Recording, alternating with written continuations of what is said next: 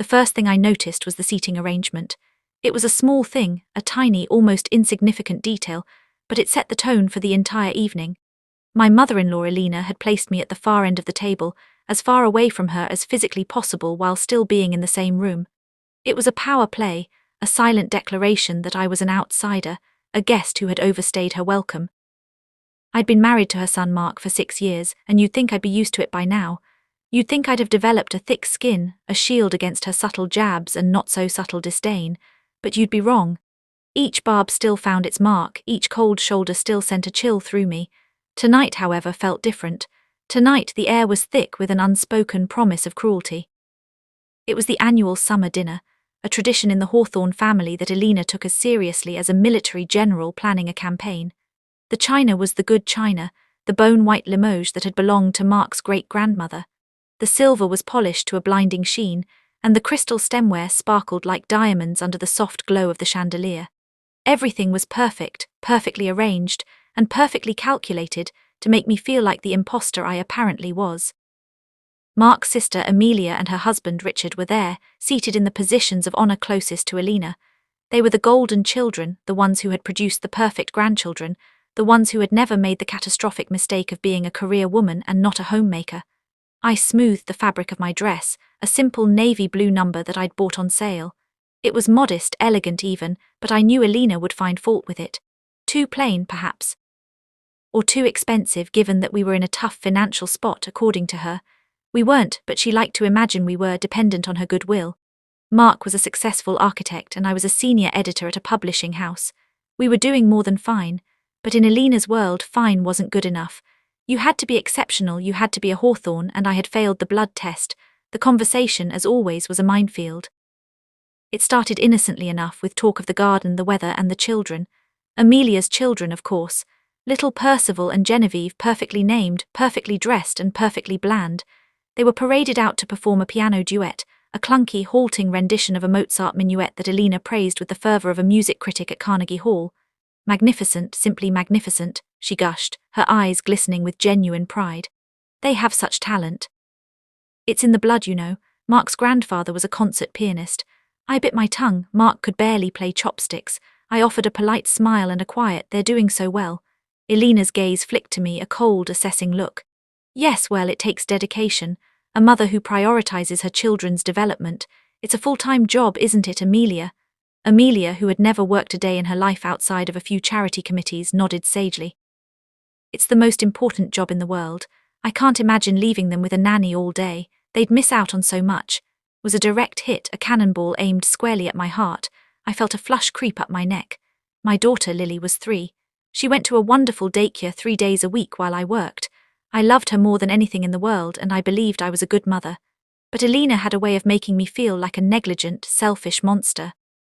Mark, bless his heart, sensed my discomfort. He reached under the table and squeezed my hand. "Lily's daycare is fantastic," he said, his voice firm but gentle. "She's learning so much, it's a great environment for her." "Of course, dear," Elena said, her tone dripping with condescension. "I'm sure it is. It's just a pity she can't have a more traditional upbringing, the stability of a real home." Real home was a dig at the fact that we lived in a lovely modern apartment rather than a sprawling Victorian manor like hers. I took a sip of my wine, the crisp Chardonnay tasting like ash in my mouth. I could feel the familiar tightness in my chest, the feeling of being trapped in a cage of polite cruelty. The main course arrived, a perfectly roasted leg of lamb with rosemary and garlic, accompanied by dauphinoise potatoes and asparagus with hollandaise. It looked and smelled divine, and I was determined to enjoy it, to rise above the passive-aggressive nonsense. I complimented the meal, praising the tenderness of the lamb and the creaminess of the potatoes. "Oh, it's nothing," Elena said, waving a dismissive hand. "A simple family recipe. I don't understand why people find cooking so difficult. It's just a matter of following instructions." She looked pointedly at me. "Mark mentioned you've been ordering a lot of takeaway lately. All that work must leave you so exhausted." I froze, my fork halfway to my mouth. Mark shot his mother a warning look. "Mom, that's not." "It's fine, Mark," I said, my voice tight. "We've just been busy, work has been hectic." "Well, that's the problem with the modern woman," Elena said, shaking her head with a theatrical sigh. "They try to do everything and end up doing nothing well. A woman's place, a mother's place, is in the home. It's where she can truly shine." The table went quiet. Even Amelia, who usually nodded along, looked uncomfortable. Richard busied himself with cutting his lamb. I could feel the heat of anger and humiliation burning in my cheeks. This was a new low. This wasn't a subtle dig, this was a public flogging. "Elena," Mark said, his voice dangerously low. "That's enough." "Mark, I'm just expressing an opinion," she said, her voice sweet as arsenic. "I'm allowed to have an opinion, aren't I?" "In my own home, of course you are," I said, surprising myself with the calmness of my voice. I put my fork down.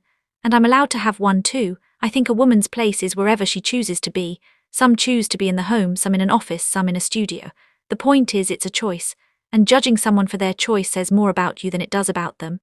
Silence that followed was deafening. Amelia dropped her fork and it clattered against the plate. Richard was staring at me with wide, fascinated eyes. Elena's face had gone a mottled shade of purple. She was not used to being challenged, especially not by me. "Well," she finally managed, her voice a chilly whisper, "I see you've been taking lessons in being disrespectful. I suppose I should be grateful Mark found a wife who's so independent. It's a pity you're not more like your mother." There it was, the final, ultimate weapon, the mention of my mother. My mother, who had died of cancer when I was 22, she had been a single parent, a schoolteacher who worked her fingers to the bone to put me through college. She was the strongest, kindest, most brilliant woman I had ever known, and Elena knew that. She knew it was my deepest, most painful wound, and she had just twisted the knife. I felt the tears prick at my eyes, but I refused to let them fall. I wouldn't give her the satisfaction. I pushed my chair back, the legs scraping against the hardwood floor. "Excuse me," I said, my voice barely above a whisper. I fled the dining room, my footsteps echoing in the grand, silent hallway. I made it to the bathroom and locked the door, my hands shaking. I leaned against the cold marble counter and stared at my reflection in the gilded mirror. I looked pale, my eyes wide and shimmering with unshed tears. I heard a knock on the door. It was Mark. "Sarah, are you okay? Let me in, please." I took a deep, shuddering breath. "I'm fine, Mark, just give me a minute." I could hear the muffled sounds of the argument from the dining room. Mark's voice raised, angry, Elena's sharp and defensive, then Amelia's trying to be a peacemaker. It was a familiar, terrible symphony. A few minutes later I composed myself as best I could, splashed cold water on my face and opened the door. Mark was standing there, his face etched with worry and fury. "I'm so sorry, Sarah," he said, pulling me into a tight embrace. "She had no right, I'm so sorry." "It's fine," I mumbled into his chest. "Let's just get through dessert and go home." Returned to the table, where the atmosphere was now as brittle as the bone china. The rest of the meal was a blur of forced conversation and awkward silences. I didn't eat my dessert, a delicate creme brulee. I just pushed it around the plate, my appetite completely gone. As soon as it was polite to do so, we made our excuses. Elena said a stiff, formal goodbye, refusing to meet my eyes. Amelia gave me a weak, apologetic smile. Richard shook Mark's hand with a little more vigor than usual. The drive home was silent, the tension between us palpable. Mark kept trying to talk, to apologize for his mother, but I just shook my head. There was nothing to say. She had done what she always did. She had torn me down to build herself up. That night I didn't sleep. I lay in bed, staring at the ceiling, replaying the entire evening over and over in my head. The seating arrangement, the comment about the nanny, the dig about my cooking, and finally, the cruel, unforgivable mention of my mother. It was a masterclass in psychological warfare. I felt a cold fury begin to simmer in my veins. For 6 years I had tried to be the bigger person. I had tried to be patient, understanding, and forgiving. I had tried to show her that I was good enough for her son, but nothing I ever did was good enough. Nothing would ever be good enough. A plan began to form in my mind. It wasn't a malicious plan, not exactly. It was a plan to show her finally what it felt like to be on the receiving end, to make her understand the weight of her words. I knew the one thing Elena Hawthorne valued above all else, her precious reputation. She was the matriarch, the pillar of the community, the flawless hostess, the perfect mother. Her image was everything to her, and that was her weakness. The next morning I woke up with a clarity I hadn't felt in years. The anger had hardened into something else, something steely and resolute. I knew what I had to do. Mark was already at work, having left early to avoid the inevitable post-mortem of the previous night's disaster. I got Lily ready for daycare, my movements calm and deliberate. I dropped her off, kissed her little forehead, and then drove back home. I opened my laptop and went to my Facebook page. I had over 1,000 friends and followers, a mix of colleagues, old classmates, and crucially members of the Hawthorns' social circle. Elena had never accepted my friend request, but her friends were my friends. I started to type. My fingers flew across the keyboard, each word a carefully chosen missile. I wrote a post about family, about the importance of kindness, about how words can be like weapons, leaving invisible scars that never fully heal. I wrote about the pressure women face, the constant judgment, the impossible standards. I wrote about the pain of losing a mother and the cruelty of using that loss to cause more pain. I didn't name names. I didn't have to. I described the dinner in vivid, painful detail, the cold glances, the cutting remarks, the public humiliation. I wrote about how it felt to be made to feel like an outsider in your own family, to be constantly told you are not enough. I ended the post with a simple, devastating line. Some people spend their lives building walls to keep others out. They forget that the walls they build also keep themselves in. It's a lonely place to be, even when the dining room table is full. I read it over twice, my heart pounding. I felt a flicker of doubt. Was this too much? Was I stooping to her level? But then I remembered her smug face as she mentioned my mother. I remembered the 6 years of constant, relentless belittling. I remembered the tears I had swallowed so many times. The doubt vanished. I hit post, the effect was immediate. Within minutes the likes and comments started pouring in. Friends were sending me messages of support, telling me how strong I was, how they were horrified by what I'd been through. Some people even shared their own stories of difficult in-laws. The post was a catalyst, a spark that ignited a fire of shared experience and righteous anger. I knew it wouldn't be long before it reached the right people. My phone started to buzz. It was Mark. I let it go to voicemail. Then it buzzed again. And again. Then my sister-in-law Amelia called, then Richard. I ignored them all. I had started this fire and I was going to let it burn. An hour later the doorbell rang. I peeked through the peephole and my heart skipped a beat. It was Elena. She looked terrible. Her hair, usually perfectly coiffed, was a mess. Her face was pale and puffy, her eyes red-rimmed. She was clutching her designer handbag like a lifeline. For a moment I was tempted not to answer. The thought of her standing there waiting was satisfying, but I also knew that this was the end game. This was the moment of truth. I opened the door. She stood there, trembling slightly. She didn't look like the formidable, unassailable Elena Hawthorne. She looked like a scared, lonely old woman. She didn't say anything at first. She just looked at me, her lips pressed together in a thin line. "Sarah," she finally whispered, her voice cracking. I need to speak with you." I stepped aside, letting her in. She walked into the living room, looking around as if seeing it for the first time. She sat down on the edge of the sofa, her posture stiff and defensive. "I saw your post," she said, her voice barely audible. "I figured you might," I replied, my voice calm. I remained standing, looking down at her. I wasn't going to make this easy for her. She took a shaky breath. It's gone viral. Everyone has seen it.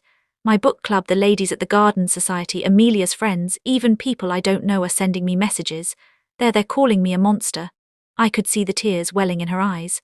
For the first time I felt a pang of something other than anger. It wasn't quite pity, but it was close. This woman who had always seemed so powerful was now completely and utterly defeated. "I wasn't trying to make you a monster, Elena," I said quietly. "I was just trying to tell the truth. I was trying to tell you how it feels to be on the other side of your kindness. But you've ruined me," she cried, her voice breaking. "My reputation is in tatters. Everyone thinks I'm a horrible person. People are talking about me like I'm some sort of villain." I sat down across from her. "You did that to yourself, Elena. I just showed people what you've been showing me for 6 years. I didn't write anything that wasn't true." She looked at me, a glimmer of her old defiance in her eyes. "You humiliated me in front of the entire world. You humiliated me in front of your entire family," I said, my voice steady. "At your own table. You used the death of my mother to hurt me, Elena. My mother, who is dead. You know how much that would hurt. You knew and you did it anyway. Why?" The defiance crumbled. She looked down at her hands, which were twisting in her lap. "I don't know," she whispered, her voice thick with shame. "I don't know why I do it. I see you and I get so angry. You're so strong, so independent. You have a career, a family, a life. You didn't need me. You never needed me, and it made me feel obsolete. I raised Mark to be a good man and I gave him everything. And then you came along and he had everything he needed and more. He didn't need me anymore and it terrified me. You were taking him away from me and I didn't know how to stop it, so I tried to push you away. I tried to make you feel as small and worthless as I felt." It was a confession I never thought I'd hear. It was raw, honest, and pathetic. It didn't excuse her behavior, not by a long shot, but it explained it. It stripped away the armor of arrogance and revealed the vulnerable, insecure woman beneath. I let her words hang in the air. I let her sit in the silence of her own shame. This was the part of the plan I hadn't thought of. The revenge was supposed to be about bringing her down, making her feel what I had felt. But seeing her like this, completely broken, I realized it wasn't satisfying. It was just sad. "Elena," I finally said, my voice softening. I never wanted to take Mark away from you. I wanted to be part of this family. I wanted you to be my family. But you never let me in. You never gave me a chance. She looked up, her eyes brimming with tears. I know, and I'm so sorry. I don't expect you to forgive me. I don't deserve it. But I had to come here and tell you. I had to say it. This public humiliation, it's the most terrible thing I've ever felt. And I know it's nothing compared to the years of pain I've caused you. I am so sorry, Sarah. The tears were now streaming down her face, cutting tracks through her carefully applied makeup. For the first time in 6 years, I saw Alina Hawthorne not as the villain of my story, but as a fellow human being, flawed and broken and desperately afraid. My anger, my cold, steely resolve began to melt away. It was replaced by something else, a weary forgiveness. An understanding that sometimes the people who hurt us the most are the ones who are hurting the most themselves. I can't say I forgive you, Alina, I said, my voice quiet but firm. Not yet. The things you said, they cut deep, and I need time to heal, but I can say I understand. I understand why you did it, even if I don't agree with it. She nodded, a sob escaping her lips. I will spend the rest of my life trying to make it up to you, I swear. I will do whatever it takes. I'll change, I will. I've already talked to Mark. I told him I was a fool. I told him how proud I am of you. I told him that I was wrong. It was a start, a small, fragile start. I didn't believe she would change overnight. A lifetime of ingrained behavior and deep-seated insecurity wouldn't evaporate in a single day. But she had broken the cycle. She had shown a crack in her armor, and that was more than I'd ever thought possible. Later that evening, Mark came home. He found us in the living room, sitting in silence. There was no anger, no gloating, just a quiet truce. I told him what happened, about the post, about Alina's visit, about her confession. He listened, his face pale. He didn't know what to say. He was caught between the two women he loved, and for the first time he didn't have to choose sides. We weren't enemies anymore. We were just people trying to figure out how to be a family. In the end, Alina didn't lose her reputation. The post didn't destroy her.